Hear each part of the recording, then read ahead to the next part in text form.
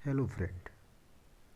आज estate Bihar TET के लिए 5वीं यूनिट में एक टॉपिक है, उसमें फिजिकल फिटनेस, शारीरिक दक्षता, इसके बारे में चर्चा करेंगे।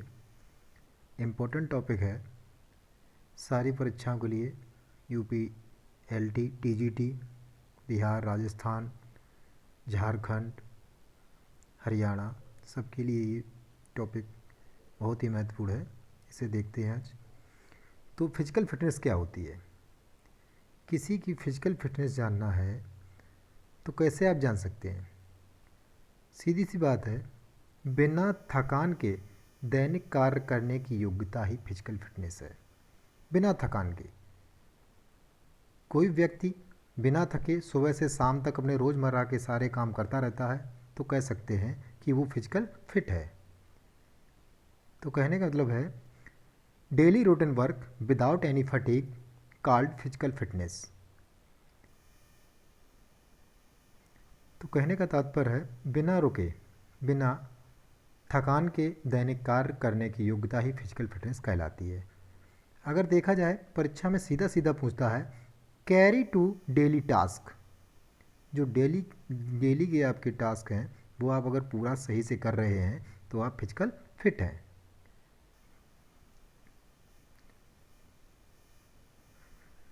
प्रत्येक खेल के लिए खिलाड़ी की फिटनेस अलग अलग होती है। बिल्कुल सही बात है। क्रिकेट की फिटनेस अलग हुई खिलाड़ी की, एथलीट जो रेस लगाते हैं उनकी अलग होगी, भाला फेंक, जेवलिंग थ्रो है, शॉट पट है, ये सारी चीज़ें जो करते हैं खिलाड़ी उनकी फ़िटनेस अलग अलग होती है। तो फिटनेस का मतलब है उसके कार्य के प्रगति के अनुरूप होता है फिटनेस।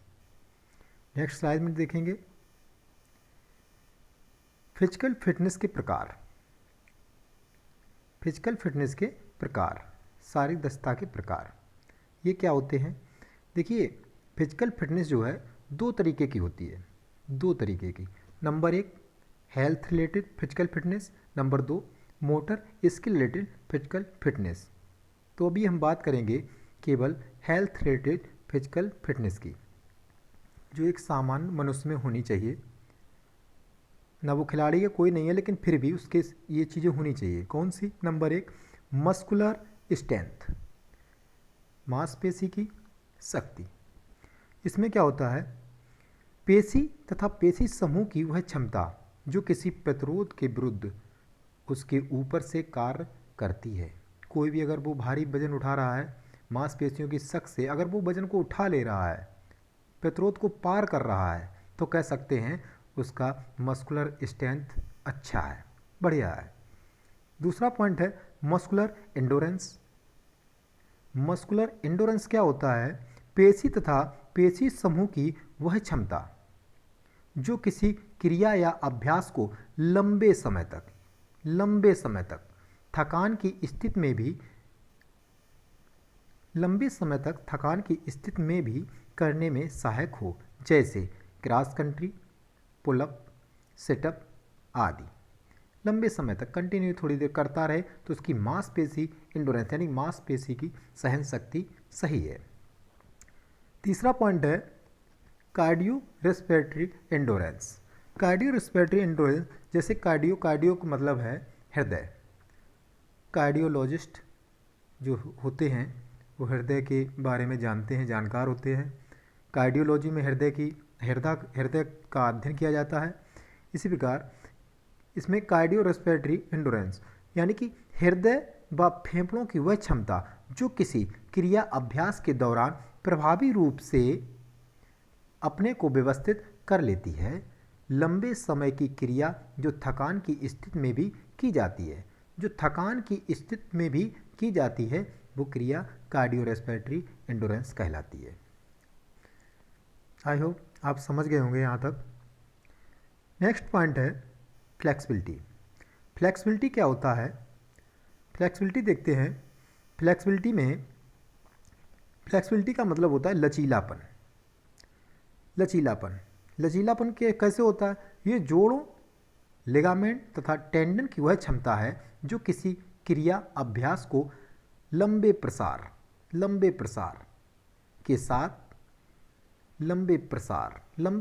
के साथ करने में सहायक होती है। कोई भी जिम्नास्टिक में जो बालिकाएं होती हैं, लड़कियां होती हैं, वो जिम्नास्टिक करती हैं तो उनको क्या है, प्रसार होता है, पैर फैला के बैठ जाना, उनके जॉइंट बिल्कुल खुले होना, पैर को ऊपर उठा देना, कई तरीके की जिम्नास्टिक होती है। जिम्नास्टिक में भी ये जॉइंट को प्रसार बढ़ा देती हैं, तो इसे फ्लेक्सिबिलिटी कहती हैं। फ्लेक्सिबिलिटी तो हालांकि हमें हर खेल में ज़रूरत पड़ती है फ्लेक्सिबल बॉडी की, क्रिकेट हो, बैडमिंटन हो, टेबल टेनिस हो, तुरंत अचानक से झुकना होता है, हमारी बॉडी कितनी फ्लेक्सिबल है।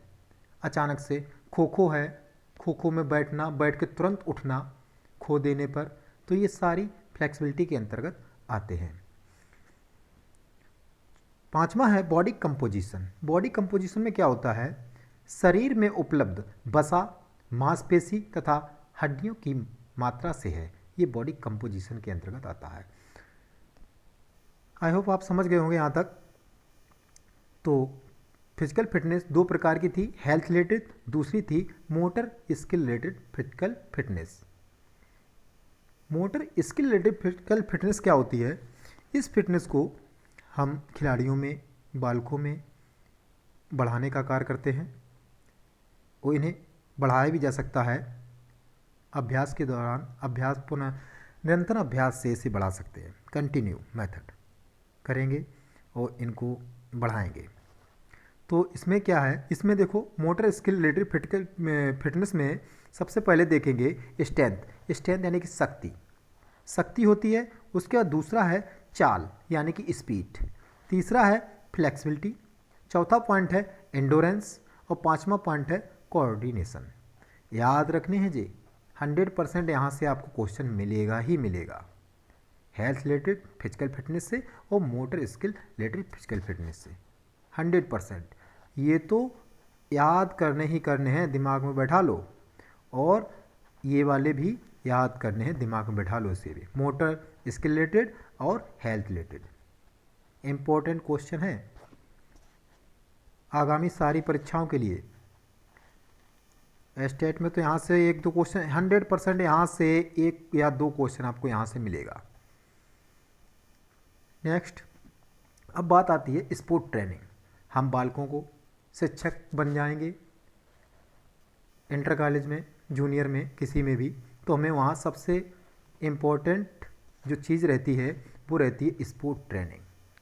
हम वहाँ पे बालकों को स्पोर्ट ट्रेनिंग ही देंगे, इसीलिए स्पोर्ट ट्रेनिंग एक महत्वपूर्ण टॉपिक है, खेल प्रशिक्षण।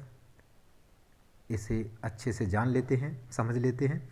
देखिए, तो स्पोर्ट ट्रेनिंग के बारे में हम देखते हैं।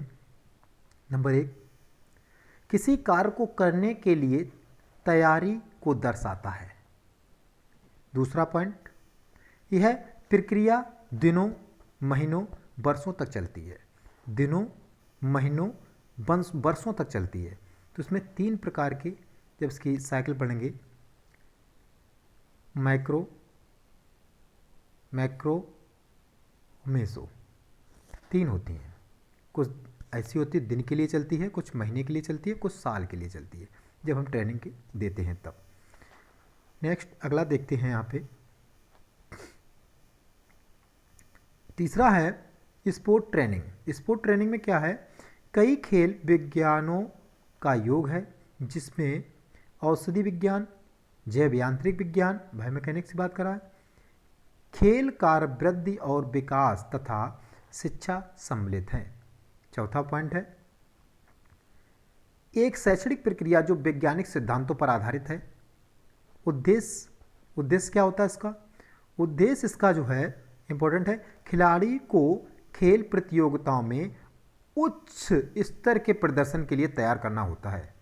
उच्च स्तर प्रदर्शन के लिए खिलाड़ी को तैयार करना होता है, बिल्कुल सही बात है। हम बालकों को जब प्रशिक्षण देंगे तो वहाँ पे हम बालकों को एक अच्छे परफॉर्मेंस के लिए तैयार करेंगे, उच्च स्तर का, जिसमें वहाँ पे बच्चा अच्छा प्रदर्शन करे। आई होप आप समझ गए होंगे। यहाँ पे आगे देखते हैं। Sport training. स्पोर्ट ट्रेनिंग की कुछ परिभाषाएं दी हैं, इन परिभाषाओं को देख लेते हैं। मार्टिन इंपॉर्टेंट है। मार्टिन के अनुसार, मार्टिन ने बोला है स्पोर्ट ट्रेनिंग या खेल ट्रेनिंग एक ही बात है। खेल ट्रेनिंग एक योजनाबद्ध, इसे याद रखना, योजनाबद्ध एवं नियंत्रित प्रक्रिया है। योजनाबद्ध और नियंत्रित शब्द याद रखने हैं, मार्टिन के हैं। योजनाबद्ध तथा नियंत्रित प्रक्रिया है क्या, स्पोर्ट ट्रेनिंग। दूसरा, लक्ष्यों की प्राप्ति होती है और खेल प्रदर्शन में होने वाला वृद्धि का पता चलता है। अगला है, कार्य की योग्यता के साथ साथ व्यवहार और अन्य मनोवैज्ञानिक तथ्यों का पता चलता है। एक है, दूसरे हैं इसमें मैथ्यूज के अनुसार, मैथ्यूज का जो काल देखा जाता है 1981 में इन्होंने ये परिभाषा दी है। 1981 में ये परिभाषा दी है मैथ्यूज ने। खेल ट्रेनिंग या स्पोर्ट ट्रेनिंग खिलाड़ी के आधार स्वरूप है। इंपॉर्टेंट रहेगा खिलाड़ी के आधार स्वरूप। आधार स्वरूप शब्द मिल जाए तो मैथ्यूज का है, मैथ्यूज का है, याद रखने।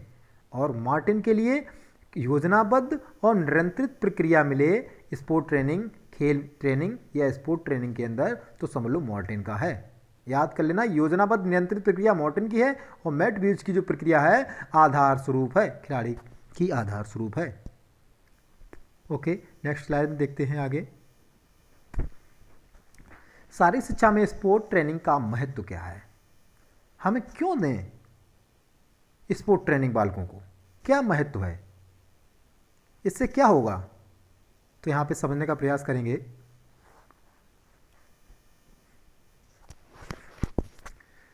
शारीरिक दक्षता या अनुकूलन में सहायक होती है, बिल्कुल सही है। शारीरिक दक्षता या अनुकूलन में सहायक करेगी और तकनीक कौशल का विकास करेगी।